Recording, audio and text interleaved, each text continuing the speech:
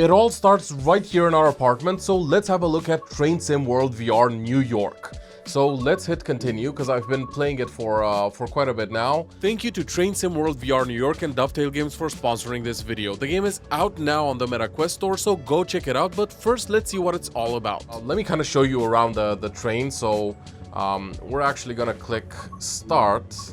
And you're going to see we have this tablet here, which kind of shows us everything we need to know. And obviously everything starts with the master key. So we need to turn the train on, open the doors to let the people in. And you're going to see the progress here of the passengers. That guy is kind of just sitting there. I guess he's waiting for a different train. But we actually have people on this side just getting on the train. Once it's done, we're gonna get moving. Okay, almost there. Okay, done. Close the doors, set this to forward, and start moving. Let's go. And you'll see you're actually racking up points as you're doing the missions, I guess, as you're going along this line.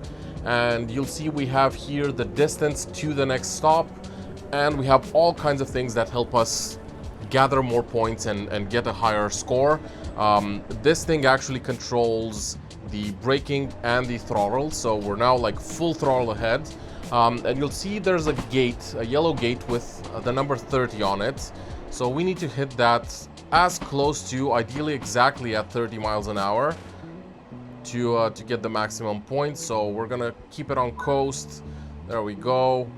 And we can go full speed now. And we have a horn here, so whenever we see train engineers or train enthusiasts, we need to honk the horn, and the quicker you do it, the better the score you get.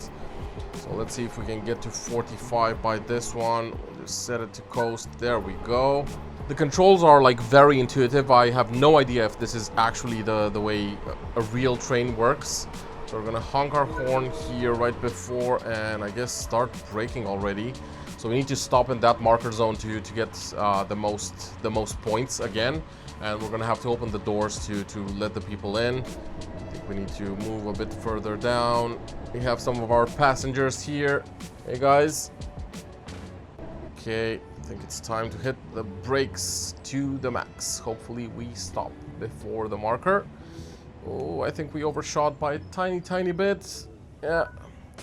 Few yards, open the doors, and there is a time limit between stops. Obviously the time limit is going to reset when you reach a stop, and the further away the next stop is, then the bigger the time limit. But generally, if you drive okay and maintain the speed limits and all of that, hit all of the gates, it's fairly easy. So time to get moving again. Okay, everybody on the train, let's go. So this one, as I was mentioning, is actually the smaller train. So this one is going to be a tiny bit slower to accelerate and a tiny bit slower to brake. I'm going to show you the other train, the larger one. I actually like that one even more. It's more fun to drive, and I've got to say I'm not generally necessarily a train enthusiast, but this game actually surprised me, and it's been a ton of fun to play. For some reason, I keep getting B's and nothing more than that. You actually have like a booklet here with like a management report for all of your like trips, and I keep getting B's on all of them. So I guess I'm not getting all of the rail enthusiasts quick enough. Let's actually check out this last one. Oh, let's go one back. So I think this was the last one. I guess I went over the actual time limit for Crestwood. I was braking too soon, and I guess otherwise these other ones look pretty good, but I'm still like, all of them are B ratings. So yeah, this is the other train. As you can see, it's a lot bigger. We still have the horn and everything. The controls are a tiny bit different, but they have the same kind of functionality, if you will. We have the doors over here, the emergency brake.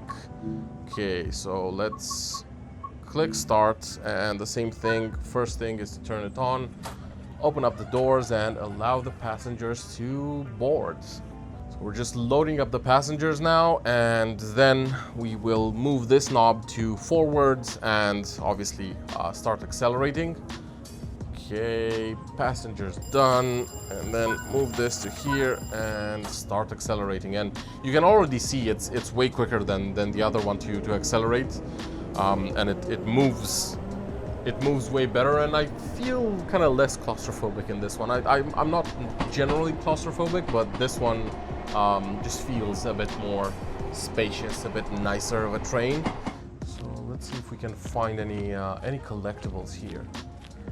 These trash cans are definitely not collectibles, and I think there's something on top of this. Let's see what this is, because it's a tiny train cart. That is so cool. Okay, and I think you just let go of it, and it just goes back into your home inventory, basically. Where did our collectible go? Oh, right here. Nice. So we found this. Train Sim World VR New York was way more fun than I expected. It's out now on Quest 2, 3, and 3S, so make sure to check it out on the Meta Store or through the link in the description. It features a career mode with multiple missions and ways to earn points, as well as a more laid-back mode called Journeys. You can also visit the stations on foot and find collectibles to decorate your apartment, so there's plenty to do and see here, and I'm pleasantly surprised by Train Sim World VR. Thanks for watching, and I'll catch you soon. Cheers, guys!